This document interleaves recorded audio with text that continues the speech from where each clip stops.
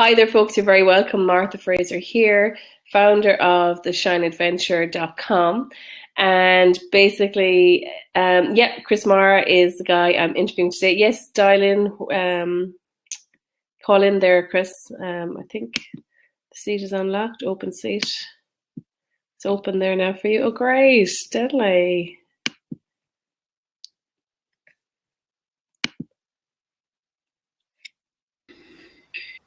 Hey. Hello. Hi, Chris. How are you? Good, thanks. How are you?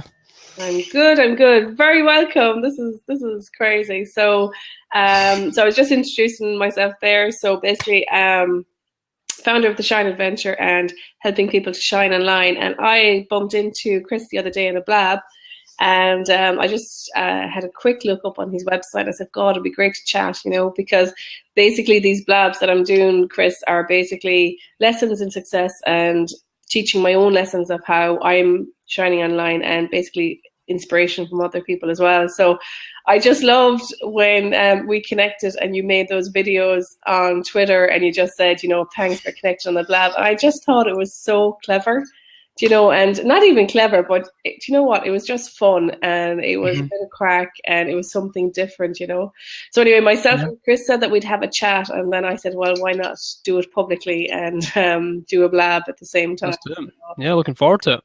That's the way to do it. So, Chris, do you want to tell me? Because I said, you know what? I'm just going to go on this, and I'd love to hear your story, who you are, and how you got to where you are now.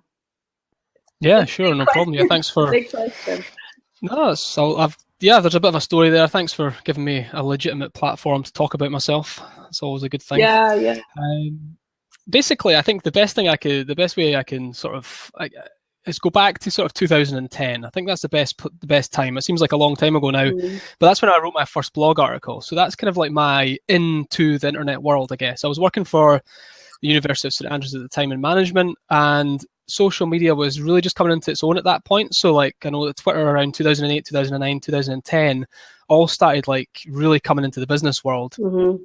That's changed the way that businesses were communicating. So I read a book called Crush It by Gary Vaynerchuk at the time. It had just kind of landed, and that gave me the inspiration to write my first blog article. And at the time I was thinking, what I didn't know this was content marketing. I had no idea this is what I was doing, or it was more personal branding. That was what the whole thing with Gary was all about. And I kind of took inspiration from his story and at the time what was happening in the world to get my ideas and thoughts out there. And a big part of that was to write a blog, sort of like blog. I was blogging about management, leadership, customer service, all of those things that I was really interested in at the time. And a big idea of mine at the time was and I remember reading it in the book actually, the CV is dead. That's what he sort of wrote in the book. And I thought to myself, right, you know what? I'm never going to write another CV ever again. If someone wants me, and I knew that I had to advance my career, I had no idea I was going to be starting my own business. If I had to advance my career, I'd like someone to find me and want me to work for them, as opposed to me sending out my CV all the time to get a job for other people, right? So I thought, it's got to be the other way around, right? And that's what happens, right? So I wrote the blog. I got my first consultancy contract from that blog. People find me online. The guy is a good friend of mine now, actually, and he basically gave me a call. He said, look, I like what you're doing online. The website was crap, by the way, really bad. But he liked what we were doing, and he got me involved in what he was up to. And that was when I was a full-time student at university. So I wrote the blog, inspired by this whole content thing, these ideas, this thought leadership aspect of just like writing about your ideas and sharing your vision. And I thought, everyone around me was locking down their social media profiles. Privacy was a big thing at the time, still is. But I thought, what's the point in that? Like, why not open it up, right? Open up the gates, basically. So I started doing all of that about 2010. I left my job in 2011. It just so happened that an opportunity came up to leave, so I left, and I went to university full-time to study business at St Andrews. And throughout that whole time, I started blogs, I did some entrepreneurial activities. I started a music promotions business, which was a failure. I started helping people in my spare time, so small businesses, and helping them with social media and things like just the way that most people start these things. They try a lot of different things. A network marketing business, I was involved in that as well. So, and that kind of brought me to where I needed to be, and that was to set up my own company, which was called Learning Every Day. And that was in June October 2013 was when that business was established. It didn't start trading till June 2014. And we changed the name. Since then, we've changed the name of the company. We've got a completely different direction. We're much more that's the company now, CMA, or the Content Marketing Academy. We're much more focused on content marketing, the philosophy and principles behind that, and trying to change the way that businesses communicate forever through marketing, through content. So wow. A lot of that's like, there's a lot in there, but basically the long story short is that I was just inspired to start creating content. And from there, I knew that social media had to be a big part of like the whole journey in there, and just embracing change, embracing the way that a new way of communicating. So yeah, that's a little bit of an insight into how I got to where I am in the last sort of 5 or 6 years. Funny, actually, very similar stories. Actually, it's really, really weird. Well, similar in that 2010, I was made redundant and I was 7 months pregnant, and that was the start of my. So it was the same year. Actually, it's interesting. Yeah. So a lot happened around that time, because there's a good friend of mine now who's got almost the same story, and it was Crush It, the book that he read at the time, gave him the impetus to actually make change. And yeah, so I think round about 2009, 2010, that was the time where like that curve, that whole thing was happening, that movement.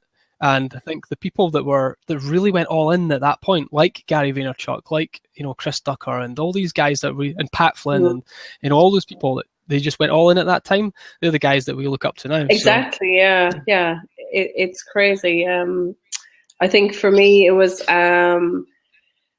it's kind of a long-ish story, but the short version was basically I was studying nutritional therapy, and I was a programmer in my previous life, and I wanted a business online because I knew, like, I was kind of monitoring the blogs and all this kind of stuff, and so I started, let's say, a health business online. And anyway, recession hit Ireland. My husband worked in construction and he was moving to the UK. So I said, okay, this has to be a laptop job. And that's what actually really forced me. I'm so glad, because I love the freedom of it. But we didn't move to the UK. We're still here in Ireland, which is fantastic. So so it's great. And tell me, you obviously don't work from home. You've got offices there, Chris, have you? Yeah, that's right. Yeah, we moved into an office, I don't know, last year sometime, maybe May or something like that. Yeah, just to kind of try and build a bit of a foundation in the business. I've got an 8-week-old baby at home as well. So as soon as we, thanks, and as soon as we found out that we were pregnant, decided that I needed to move out of the house. Yeah, it was a good move. Move. And tell me, so you're not a solopreneur. Have you've people working for you? Have you? Yep, that's Tammy in the background there. I've got another lady that works for me part-time as well, and I've got another girl, a woman, she's a student at university. She works for me part-time too, doing all different types of stuff. We've got admin and accounts, and then content and social. Tammy's account manager. She looks after our clients and does a lot of the work that's required for them. Right. And yeah, so there's about 4 of us, plus we use a lot of freelancers as well, web designer, graphic designer, quite a few different people really to kind of try and make it work. Okay, so do you want to talk about, because I'd say people might be interested to hear about when you went from just you, Chris, on your own to, okay, this is growing and I need help. Yeah, that's a good question, actually. I've never been asked that. I think it's all been very organic, right? So I'm trying to think when it was. I started working, my business kind of imploded a little bit about 12 months in, maybe about 10 or 12 months into the business. We took too much on, too many projects, and was working with a lot of people that I didn't actually want to work with, on projects I wasn't interested in. I wasn't doing content marketing. I wasn't doing the thing that I really needed to do. You got to figure all that stuff out. Long story short, it didn't really work out the way that I wanted it to. I met Tammy through, she was hired temporarily with one of our clients at the time. That contract came to an end. Then Tammy and I, because we'd been working together with that client for 3 or 4 months, decided to come and work for me. So that happened organically. We've grown organically as well, just as we need to. Where there's challenges, for example, we had a lot of administrative things that needed to be dealt with. About 6 months ago, there was again a problem that needed to be solved, and I realized that I wasn't the one to solve it. I was, it wasn't my job. So accounts, doing bookkeeping, I had and all that kind of stuff, and administration, that all is someone else's job, right? So I had to hire someone to deal with all of that. Otherwise, it would never get done, and therefore it would probably drown our business because things weren't happening the way they should be. So we have to hire someone to sort all of that out as well. So eventually, we just found out that we needed these things. So I think over time, just to kind of give you an insight into what's going on in my head, it's like, how can I work towards only doing the thing in my business that I can only do, the only thing that only I can do, sorry. So that's what I'm working towards all the time, is just, as we grow, as we get more clients, as we figure it all out, is trying to think to ourselves, well, is this a job that I should be doing, or could someone else do it better, easier, quicker, cheaper, more effectively than me? And if that is the case, then put it on the list, and then eventually find a way to make that happen. So that's just all. That all just takes time, Martha. And I think that, and there was no significant moment where I was like, this thing's going to blow up, let's get staff. It couldn't work. It doesn't work like that unless you're a funded business, or you've got some sort of backing. We don't. Everything's been built up from the cash that I had at the time, which was nothing, and then organically through that way as well. So it's all just kind of built upon. And there's never, even like the next step for us, if we want to employ somebody else, I've got to think hard about how we make that happen, because there'll never be a moment where a stack of money just to throw. Exactly. It's just not there. It's just not there. So it's kind of like trying to think, well, what is the best move? How do we make this happen? I think that to run a business now, like what we're trying to do here, we've got lots of things going on. We do the workshops, we've got our membership, our online stuff, but we've got our agency stuff, our standard sort of marketing thing that we do, and we've got our conferences and seminars. I think that for us, we've got to think, well, how can we do that with a small, lean, flexible team, instead of thinking to ourselves, well, we need a team of 10. Like, we need a web designer, we need a graphic designer, we need an account manager, we need a content writer, you don't need all of these people employed in your business to make it work, So I'm very much all for thinking a bit new age with this whole thing, and trying to think, well, how can we build a very lean business? And if it means remote working and things like that, using the applications and the tools, the technology there to make that happen. Yeah. And I think if anyone's watching this kind of at the same stage, I know I suppose I hired a VA last year, and I know making that decision was, and even though I only started with a couple of hours, that making that decision, there's never spare cash, when you're starting out. And it's, I suppose I'm a couple of years going, and I was really pushing it, kind of trying to do it like that, do everything myself. And I know making that decision for me was the best thing ever. It's a hard decision, but I think to move forward, like what you're saying, you have to do it. But I'm just going to share your site. It's contentmarketingacademy.co.uk, isn't it? Yeah, I'm going to share it there, and if anyone wants to click on to Chris's site. Thank you. So the Content Marketing Academy is how many years old now? In its own right, the whole company's been trading for about 2.5 years. We changed the name about 6 months ago, but it's still the same company, still the same registered company basically. Yeah. But it's just a different name. So 2.5 years we've been trading for. And the content marketing, there's a bit of a backstory there as well, just very short. I mean, the company was called Learning Every Day Limited, and then we changed it to Content Marketing Academy. And it's all because we started our conference back in 2014, September 2014. I think it was about May that year. I thought to myself, we need to do something a bit bigger that educates more people about content marketing. So we decided to set up an event. I think we sold something like 26 tickets that year. And then over that next year, from September 2014 to September 2015, we realized that we were building up this sort of community feeling around this brand, and it wasn't our business. It wasn't the business brand, except it seemed to be taken over. Everything seemed to be happening. Everyone was referring to us as Content Marketing Academy, and that's where the brand was building. So we decided to drop Learning Every Day and turn it around to Content Marketing Academy. So we did a rebrand. We've got a brand new website coming very, very soon to support that brand. And we've got a separate website now for our event, which is the Content Marketing Academy, is the conference that we have over here in Edinburgh in Scotland, which I put a link to in the comments as well. So you get a feel for what's actually happening there. But yeah, that's like another example of like organic change within the business, just recognizing that our customers or our clients or our close network were giving us signals that they felt like an affinity towards what it is that we were doing,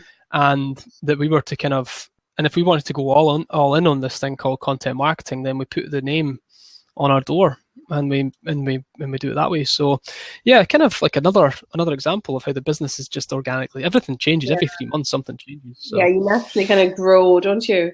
And I think as well, like I know for me, the more that I have, very similar, you know, kind of things have fallen away, other things have fallen in place. And the more I imagine that time when you did change over to content marketing, that it kind of just naturally made things easier, because it kind of painted the picture much clearer. It's probably like putting a lens into focus. Everyone was very clear about what this really was. Whereas I think learning every day, although it's a good name, it's more generic. Yeah, and it didn't say what we did at all. Well, we feel, I love the brand that I created that first time round. I still like it. The reason that we called it Learning Every Day, or the business was called Learning Every Day in the first place, was so it could be anything.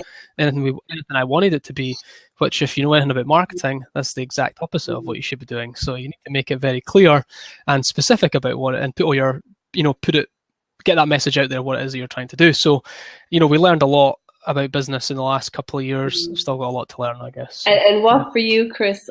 So US Irish says, I love that you responded to your clients rather than sticking to the original organic. Organic is such an important aspect of SMEs. Yeah, that's brilliant. That's a brilliant point. Thanks, US Irish, if you want to comment your name. So I think one thing I suppose I'd love to know, looking back now, Chris, I suppose part of I'm running my very first event in April. I'll have to have maybe an offline chat with you on events. Yeah, good luck. So I'm excited about that. So, and I suppose it's all about basically mindset, strategy, and technology. And what I have found from my community the last couple of years was this fear of visibility, this fear of self-sabotage, putting yourself out there and then going, oh sugar, I actually have to expose who I am and put myself out there. So from a content marketing point of view, I imagine that those kind of issues come up. I don't know if you kind of address that kind of stuff, but have you found anything like that with your community? You cut out just a little bit there, Martha. Sorry, I missed the middle section. Yeah, so just about basically when people begin to market themselves and use content marketing to market themselves, it can stir a lot of personal issues and fears of visibility and self-sabotage about getting yourself out there. So people try and get themselves out there, and then they go, oh my God, I don't know if I'm ready for this. And then they retract, and then they kind of, it's a personal, I really feel it's, there's a two-path to become successful online. There's, you have to learn all the techie stuff, but you have to grow personally to develop, to be that person that you need to go out there. Okay, yeah. So we're talking about like personal branding, I guess, or getting yourself out there, being noticed. I think that most people aren't that great at selling themselves, right? That's just one thing we're not great at. We don't go out there and say we're experts, we know everything, blah blah blah. We just don't. Typically, most people don't do that. The people that do that are a bit arsey, and maybe I think there is a balance. But for example, doing something like this, Martha, is a great example of like personal branding in action, because I don't have to. This is a legitimate platform for me to talk about myself. You're asking me the questions. I'm here as your guest. And therefore the pressure's off, because you're leading the conversation. If you ask me a question, I'm probably going to answer it in the best way I can. And I think that to take a lesson from that, I think it's just getting really good at being able to tell your story, and learning what works and what doesn't. So I think that you're right about the technology. We as business owners, especially in the small to medium-sized business owner space, you need to at least understand how technology can help your business. Whether you do it yourself or not is another matter altogether, but you do need to understand like how live broadcasting, how to create a web page, how WordPress works, all of that stuff. You need to figure all of that stuff out, because that's the platforms that everybody uses now to communicate. So you need to be there. I would say that the likelihood of someone, the likelihood of attracting haters from the very start of what you're doing is very slim. That's not going to happen. I think you need to build your confidence up yourself. Like, I get more and more confident all the time. Like, so I'm starting to do much more about my opinion and how I think and feel about stuff, as opposed to just telling it like it is. Like, and as opposed to sort of doing more education and teaching stuff, I'm actually saying this is wrong, this is right, this is how I feel, and that's opinion, which leads to thought leadership. And you kind of have to go through that whole cycle to like build your confidence over time, right? And that's how you build your audience. So I think that yes, it's okay to be a little bit afraid of putting yourself out there. It's okay to have that fear, but the only way to eradicate that fear is by taking some sort of action, increasing your knowledge through education, and by doing something, you'll create the understanding that you need to increase your confidence, which overcomes the fear. So you will never overcome your fear if you don't do something. And as a side note to that whole thing, if you're afraid of something, there's a good chance that that's because you need to do it, and you need to get yourself out there. It doesn't mean you need to be like the American guys out there that love just self-promotion, love telling everybody how good their life is and all that kind of stuff. You don't need to. The more real, the more authentic you are, that's your personal brand. It's who will naturally attract people, you'll naturally repel people. That's just the way it is. And the only way you're ever going to be able to be unique in the marketplace is by embracing yourself. So the note or the lesson is to be really good at being you. That's the message. And I think when it comes to personal branding, comes to audience building and getting yourself out there, the one thing that will trump everybody else is the amount of effort you're willing to put into it and the amount of patience you have to wait for those results to come to you. So yeah, that's my thoughts. I love that answer, actually, because even I've two kids myself, a 5-year-old and a 3-year-old, and I suppose the one thing I have instilled in them from very small was the first couple of words that I taught them was, I can do it. And I remember the day my little 3-year-old now, she was probably just around 2, and she was in the cot and she was just trying to put a doll's dress on. And she was saying to herself, I can do it.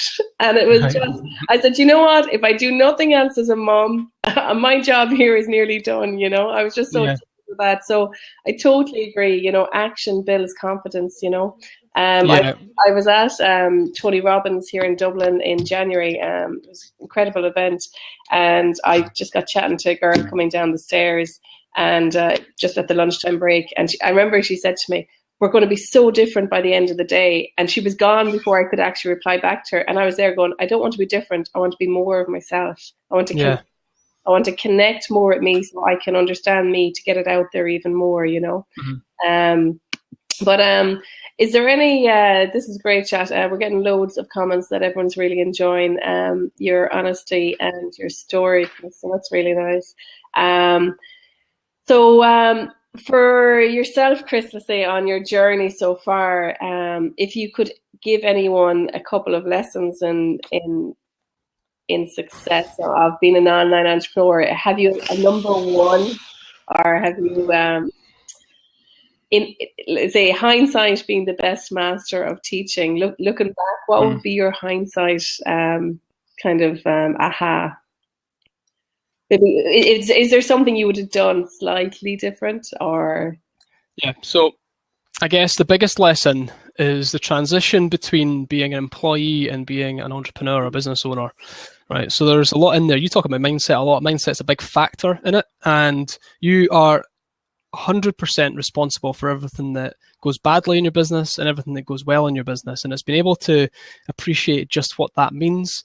So we've made some big mistakes. There's projects that have failed. Like if someone says to me, is every marketing project you've done been a success? It's like, no, some of them are just downright failures. And that's just what happens for many, many reasons. So I guess the biggest lesson I can give you is understand that you are responsible for everything that happens in your business. Therefore, you cannot blame anybody else for anything that happens, right? You just can't. And there's too much of that going on. I think and it comes back to mindset. And just to filter that through to an actionable thing, like something that I think we made a big mistake on, that I think we've gone back could have done a lot better had I taken that full responsibility, and that would have been around money, right? So making sure that from day one you have got like the tightest grasp on the finances in your business, making sure that they're well organized, that you understand the implications of what you're getting into when you're into business. So when you work for someone else, you earn £100. That £100 is yours. When you work for yourself and you make £100, you're lucky if £50 of that is yours, or even £40 or £30 of that money is yours. And you've got to understand that you have to work almost twice as hard to make half as much, right, in the beginning, right? So there's a point where you're like, you feel like you're worth more, right, than what you are. And just understanding how the money works. You've got to understand how the money works and the numbers work in your business. That is the number one thing that will make and break your business if you don't get it right. And you've seen so many businesses fail because they just don't understand what's coming in, what's going out. And it's not complicated, but it can quickly become a problem. It can quickly become a problem that you can't solve. And it can quickly become the thing that destroys your business. So I would say that that's the biggest lesson that I learned, was that just having, and I don't mean that you don't need to be the one that does all this stuff. Yes. You just need to be the one that understands how it works. But you can't abdicate that. That's one of the things you cannot, whether you like it. That's the other thing is, when you're in business for yourself, you don't get to like everything that you do. There's certain things you have to do, whether you like it or not. And accounts is one of them.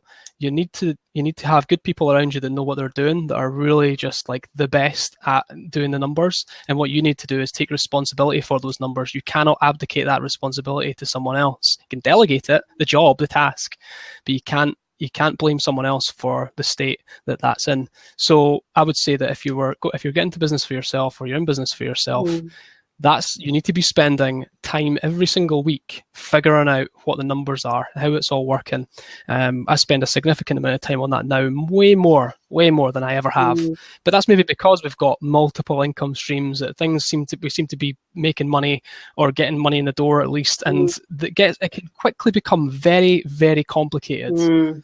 Or more complicated than just selling a product one-on-one. Like if you've got one product and you sell it 100 times, that's 100 sales at a flat rate. But if you've got 2 products or 3 products, and then you've also doing offline events and something else, there's 5 or 6 different ways that money can come into your business, and it can quite quickly become very complex. So that's my big piece of advice on that. And I think that the more clarity you've got on the numbers, that's only ever a good thing, because you know how you're going to grow, you know where you can invest, you know where you can, you know what you can buy, and employing someone, for example, you've got just clarity on projections and everything. So anyway, that's my biggest, most solid piece of advice. And just make sure you've got good people in your business, you're hiring good people and you've got good people around you to support you and what you're doing. Brilliant. I think that is an amazing piece of advice. It's something I learned myself as well. At one stage, my expenses were €800 a month, and I just had to really give myself a kick in the ass and say, hey, what the hell is going on? And it was really, I think for myself, the exact same thing. He said, you need to learn to run your business like a shop. What comes in, what goes out, what's in the till, what's in the register. So I think that's a really good piece of advice. And do you want to talk about your event that's coming up? What date is it on? We're on the 2nd and 3rd of June this year. So I think Mark Schaefer is actually coming to Ireland, I'm pretty sure, this year in May, perhaps. I can't remember the exact date, but Mark Schaefer is our keynote. So if you don't know who Mark Schaefer is, he's one of the leading marketers in the world, global. He's written maybe 6 books on marketing. You might have heard of some of them: Social Media Explained, The Content Code, The Dial of Twitter, Born to Blog, Return on Influence. So he's written all these like sort of best-selling books. He's like a big coup for us over here. He's never spoken in Scotland before, and he actually hasn't spoken in the UK a whole lot, to be honest. So we're bringing him over. We've got Anne Handley coming over as well, who's best-selling author of Content Rules, which is one of the best-selling books on content marketing in the world. I might go myself. Yeah, and well, you should come along. It's going to be amazing. And she's also written Everybody Writes. We've got Amy Schmitter coming over. We want to the whole context of the event is that we want to we want to only have speakers that have a content marketing story and how they built their business, right? So every single one of them has built their business on content, and they've got success through content. And it's a marketing conference for business owners, not a marketing conference for marketers, right? Although we will attract marketers. So when you're sitting there and you're listening to what they're saying and you're getting involved in a discussion, you can look at them and go, like, you can relate to their journey, right? They're not too far away from you. You can relate to their story, basically, is what I'm trying to say. And that's really important for us. So we've got 8 speakers, 8 sort of keynote speakers of all different backgrounds. Some people 2 or 3 years into their journey, some people 10, 20 years into their journey, and have got great stories and expertise to share. We're also including 6 Pecha Kuchas as well. So we've got people who are very much at the early days of their journey, who've implemented something in content marketing and have something to share, or they've got a concept, like we've got design thinking, transparency, charity, or third sector content marketing. And they're Pecha Kuchas, basically 20 slides, 20 seconds a slide, and we've got 6 of them throughout the 2 days. So keeping it interesting as well. So there's lots and lots going on in the event. It's the biggest marketing event in Scotland. As far as conferences or speaker-led conferences is concerned, and it's certainly the only conference that's specifically about content marketing. So on the 2nd and 3rd of June in Edinburgh. Right. They're asking that there. So he just answered that question there for some of them. And for anyone who's on this blab, Chris, this may sound like a naive question, right? But some people might be wondering, well, what exactly is content marketing, right? So yeah, that's not a naive question. That is the most popular question we get asked. Okay, every single day. Just maybe give an answer to that. Yeah, sure. Okay, so content, right? Okay, so I guess the best thing to say is that a lot of people think they're doing content marketing already, but they're not. And the reason for that is that there's a distinct difference between what content is and what content marketing is. So content is just creating content. It could be blogs, videos, podcasts, web page content, infographics, surveys, ebooks, white papers, whatever. Those are all testimonials, case studies. That's content, right? The way in which you deliver that content, or the way in which you write and create and publish and distribute that content is content marketing. Content marketing is a philosophy or an approach to how you actually communicate, right? So it's things like, I can give you some tangible or some more relatable ideas of what that might be. It's non-interruption marketing, right? So it's as if you are creating marketing that people actually want. They want to spend time with it. So they would actually seek to find it, right? They might type something into Google, how to, where to, how much does it cost for, what's the difference between, and they'll find your blog, your video. And what you've got there is a piece of content on which you're not selling. You never talk about your products and services. You are helping rather than selling. And in fact, one of the biggest distinctions between it is your ability to show people what you do rather than tell them what you do. So those are all kind of like factors in there that come together, or elements of what content marketing actually is. It's a philosophy or an approach to the way that you communicate, and it changes businesses as soon as they sort of understand that actually the marketing is nothing to do with your business, your products and services, and it's got everything to do with the problems and the questions that your potential customers have, and your ability to get that content out there, knowing that it needs to be found by people who have never heard of you before, right? When they're not buying, they're not in buying mode. 99% of the time, people that aren't in buying mode, you need to be able to communicate with them at that point in time. So you've got to stop selling. We need to communicate at their level. We need to do it in a way that helps, educates, explains, describes, all of those factors. So for most people in business, it's a completely different way of communicating. That is a great way of explaining it. I think I suppose it's the new age of kind of serving your audience, and basically whoever wants to come to you after that, the business will come. I heard a great line years ago, and I think it kind of describes what you're saying. It's like sitting in a park with all your content on your hand and letting people come to you and take it instead of like throwing the bird seed at them. Yeah. So they're coming.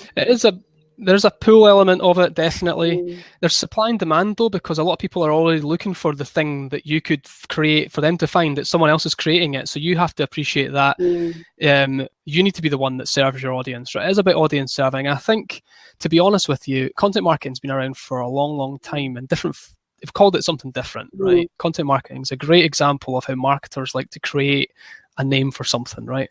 And it has been around for a long, long time. I think the key thing is recognizing that over the last 40 or 50 years, organizations and businesses have just got away with it not doing it. They've been able to shout the loudest, right? And the company, the business that shouts the loudest gets the most attention, therefore gets the most customers. That's not the same anymore. And the core principle of why content marketing works and why it works better now than it ever has is because salespeople used to know everything. So in order to get information, you had to phone the salesperson or go into a shop or speak to someone. Now we've got the situation where no one wants to speak to a salesperson anymore. That's the last thing we want to do. So we'll go onto Google, we look for all the information we need, we do our research, we become educated consumers, and we make the decision in our own time based on the information that we can find. And then we go get the product or the service. And we may or may not speak to a salesperson about that purchase at that time. So changing consumer behavior is the reason why content marketing works. So we know that over here we've got consumers who are looking for information and education, and we've got businesses over here who do not want to create it because they want to hold on to the secrets, they want to hold on to the sales process, and they want to have control. The businesses that can unleash that and let the consumers make their own decision in their own time will win, basically, going forward. That's brilliant. I think I had kind of a mindset kind of business pivot myself when I actually kind of went, I was planning out my goals and I went, right, what's my mission? What's my core values? And the minute I actually wrote out my mission and I became aligned with, okay, I'm going to do my mission. I'm going to serve my mission, which is, to help people share their talents by learning online skills and how to create online programs. And I thought, well, if I help them and they help loads more people, then do you know what? It's just going to be a bit of a better world. So, I do meetups with that mission in mind, and it gives me the feel good factor. I have fun, I serve them, and it helps me then in other ways. And I think exactly, once you kind of get more aligned with your business and that, and your core values and your mission and exactly what you're saying about serving people. Do you know what? It's such a nicer way of doing business, I think. Someone just asked there, are you coming to Ireland? Maybe myself and Chris should have a chat and maybe he should come to my event. Yeah, that'd be good. Yeah. If anyone is interested, I'm doing an event in April, theshineadventure.com. And someone else was asking about, I think, and the key idea that while people aren't in buying mode, they're often in a networking mode where they are in a synergy and think, oh yeah, my aunt works in that area. I'd say that most people are not in that mode. The mode that the people are in is, I've got a problem, what's the solution? Or I've got a question, what's the answer? That's the mode most people are in at most times. What is for me? Kind of. Yeah, they're like, I need help. Where can I find a solution? That's what we're kind of looking for. That's what we're trying to do there. The concept is called the zero moment of truth, in that 70% of the buying decision is made online before first contact. And I think the reason for that is because people just want to find the information they're looking for as quickly as possible. So yeah, people are sometimes in networking mode, but I would say that they're more in problem solving mode. They're like, I've got a problem, I need a solution. Yeah. I'm just looking at these other questions. Yeah, so the sales, it's like death of the salesman, basically. And the sales, like, I'm looking at us_Irish here. I don't know your first name. If you want to pop your first name into the comments, that'd be cool, so we can actually, I wonder if it refer to you using your first name. Or is it US? Is it US or us Irish? I wonder. Marion. So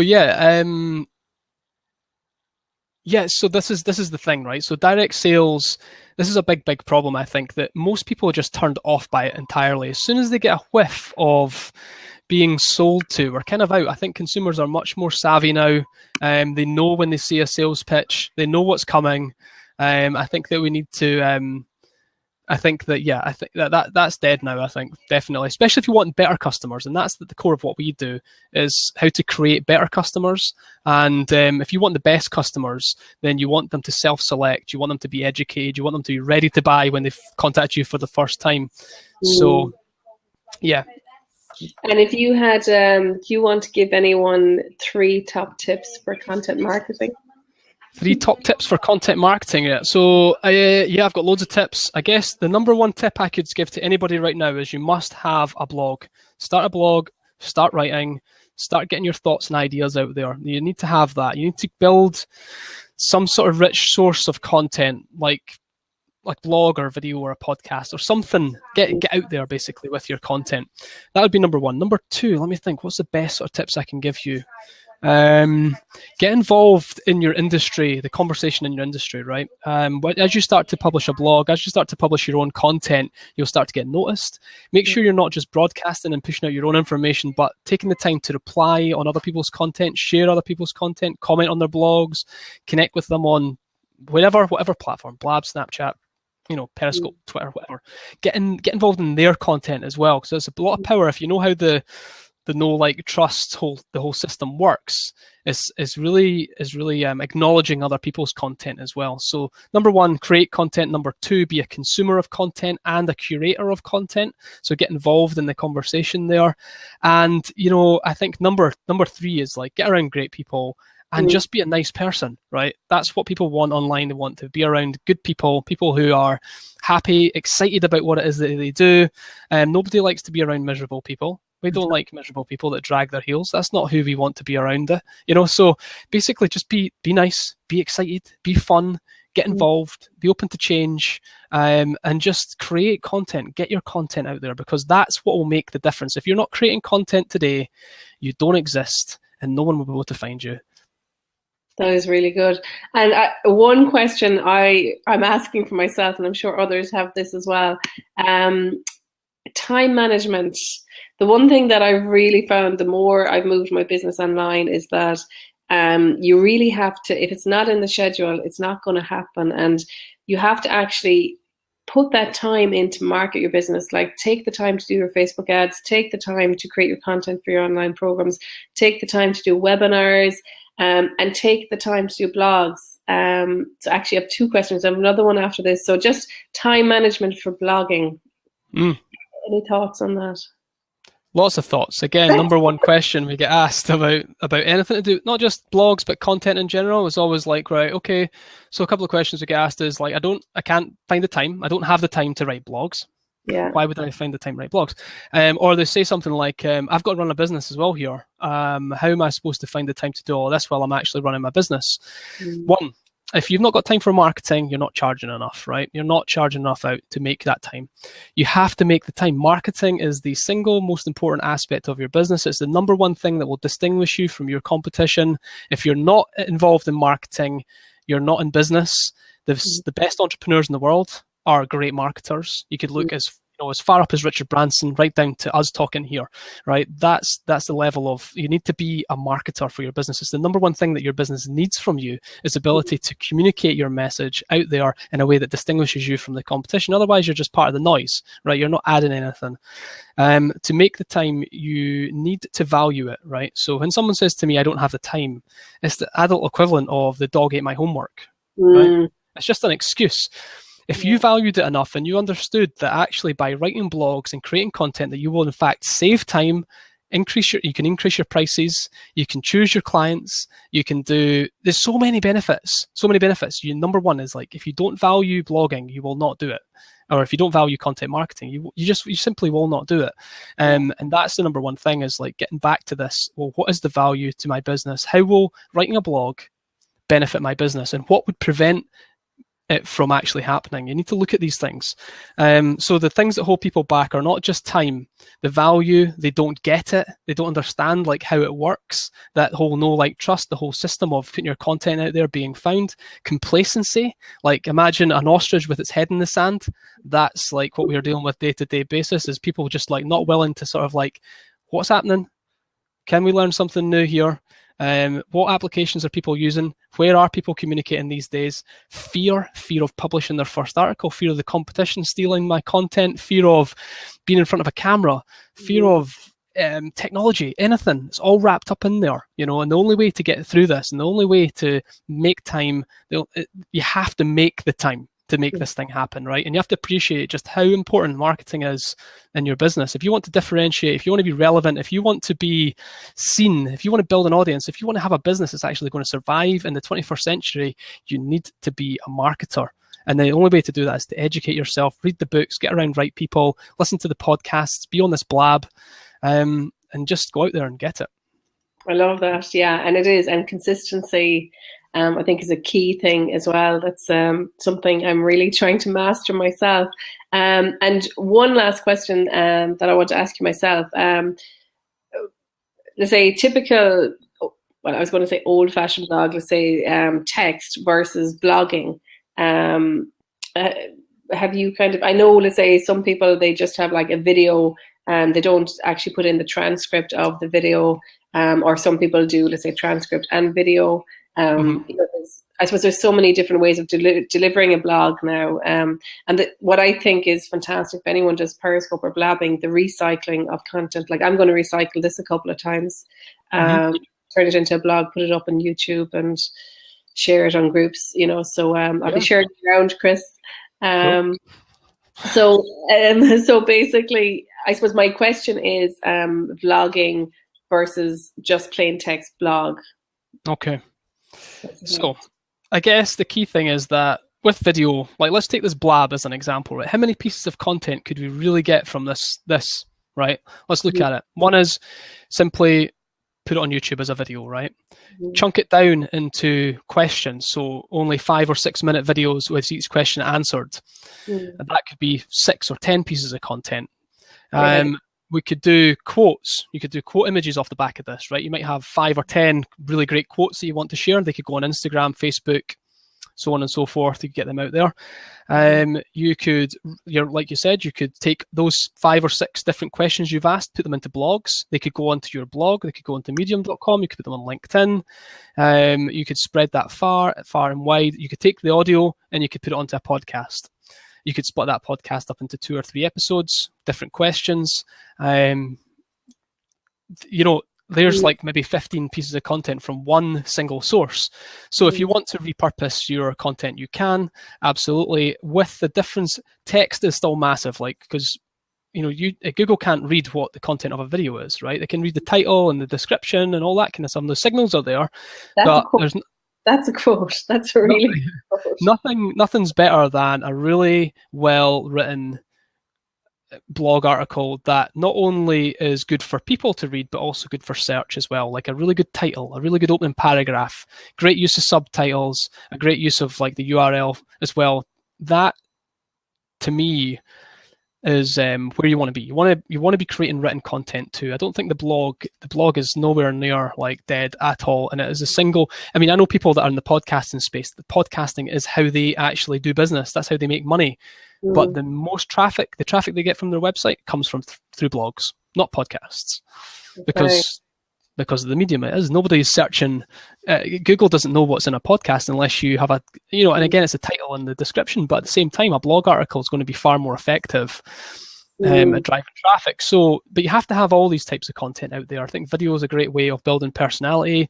Like the people that have never met me before have got maybe a better idea of who I am now because they've seen me. I'm wearing a hat today. Normally I don't wear a hat, but then that's just the way it is. You know, so you've got to kind of eventually get to the point where you can actually do more with what you've got. So we do blogs, videos, and podcasts, and we're all over Instagram, Periscope, Snapchat, and doing all of these things. But I didn't start like that. You know, you've got to start somewhere. Single blog article, your first video. You know, those are the things you've got to be prepared to do. Someone mentioned outsourcing in there, Kev. Yeah, outsourcing is a great idea. If you're a marketer of your business, you still have to be the marketer. You still have to be the direction. You still have to be the idea generator. You still have to give people the lead on what it is you're doing. Outsourcing's fine if you're the one that's actually leading them in there, definitely. You need to direct it.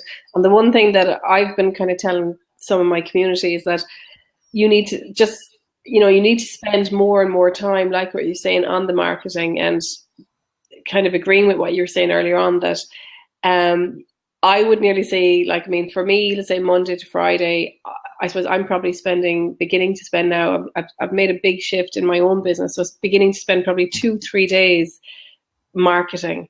And I think that's a good question that you have to, anyone who's on the show or watches the replay, ask yourself, how much time do you actually schedule for marketing? And when you begin to realize that you need to work on that, then what are you prepared to let go of?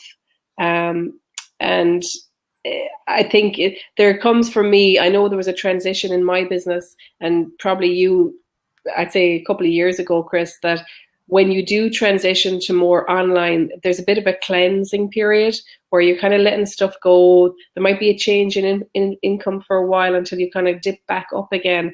But I love what you said there about that whole recycling. It's incredible, because I know what I see a lot of people is, like, you could blab every day, but if you're not then taking that content and sharing it out properly, you're not maximizing. You could maximize one blab or do 10 blabs and not have the time to actually share it out.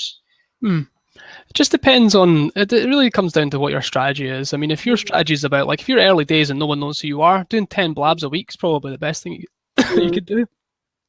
Okay. Excuse me. All right. Sorry about that. Yeah, you know, it just depends on what your strategy is. If you're trying to be, you know, a thought leader in your industry, and you need to be seen to be everywhere, then repurposing that content is absolutely your strategy. So it just depends. It all depends on the resource you have, the time you've got. There's lots of variables, but can it be done? Absolutely. Should you do it? Probably. You know, yeah, absolutely. So I think it's just a case of, like, figuring out what you're good at, what your strengths are, and making sure you've got people around you that can fill the gaps where your strengths aren't. So I'd say go all in on your strengths. If you're great at video, or if you're great at facilitating discussion, or if you love audio but you're not so great in front of the camera, and make sure you're doing something in that space and try and leverage other people to get that content out there for you. One of the best examples is Jay Baer. I don't know if you've heard of Jay Baer before. He used to do a 3-minute video called Jay Today, and all he did was shoot the video. Everybody else did everything else for him. It was 8 pieces of content from one video. He just shot the video on his iPhone, and his team did the rest, or he's outsourced it to other people who turned it and put it onto Facebook, put it onto YouTube, turned it into a blog for Medium, put it on LinkedIn, etc., etc. So it can be done. It can be done, except there's not enough hours in the day sometime, and that's where outsourcing comes in. Kevin mentioned that. You know, that's where your outsourcing comes in. So, and you build up to that. You build up to becoming a content machine. It is the number one way. Like, content marketing is potentially, and this is something you need to think about seriously, is potentially the only way left to market your business, right? Everything else has been killed by marketers and business people. Even networking in some respects is like going down that road as well. It's tired, it's boring, it's a pain in the ass to drive there and go do all these things. So, like, you really need to think seriously about how you're getting your message out there and how you're being found. And content marketing is maybe, it's maybe not like the ultimate answer, but it's certainly better than everything else that I've ever tried. Brilliant. I absolutely love that. So interesting stats coming out that email and SEO are the most effective marketing tools. I think maybe that's a discussion for another day. Maybe it's still content marketing. Yeah, SEO and email is still content marketing. If you listen to anything that I've said. I think what you've shared, Chris, has been absolutely amazing. I've loved chatting to you. Just wondering, has anyone any questions before Chris goes? I'm not sure on your time, Chris. We'll wrap up soon. Yeah, 2:00 would be great. Yeah. Yeah. So I think that's it. Unless there's any more questions, get them in now, guys. I'm just going to share Chris's links again. Definitely agree with that, Martha. Fantastic lab. Thanks, Marion. That's lovely. And Kevin says thanks a million as well. So, thanks, guys, you can follow Chris and myself. Sorry, that was the wrong link I put in. Hang on, I'm just going to post Kevin's event. So it's TCMA 2016. And I'm going to actually go back. I did have a look at it, but I have to say I'm really interested now myself. And you're only across the water, of course. So We've actually got a speaker coming from Ireland. Do you? Who do you have? Kate McQuillan from Pet Sitters Ireland. Okay, no, I don't know her. She's built her business up through content. So she built her business up from like 4 people to like over 60 people through blogging. She writes 3 blogs a week on her website. She's got over 600 articles on her website now. Wow. She's just transformed her business through the principles of content marketing. So she's definitely someone worth looking at. You want to so she's on the website as well. Oh, she's on the website. Yeah, brilliant. So I just typed the event there, guys. If anyone's interested, go take a look at Chris's website, and you can follow Chris at Chris Martin 101 or click the button above, whichever is great. So thanks, Chris, for joining me. It's been a pleasure, and I've learned a lot, and I hope anyone who's watching or watches the replay watches a lot. Yes. Martha Fraser, and I've helped you to shine a line. So I will maybe catch you again, Chris, at another date, another time. Yeah, thanks very much for having me. I really enjoyed it. Thank you.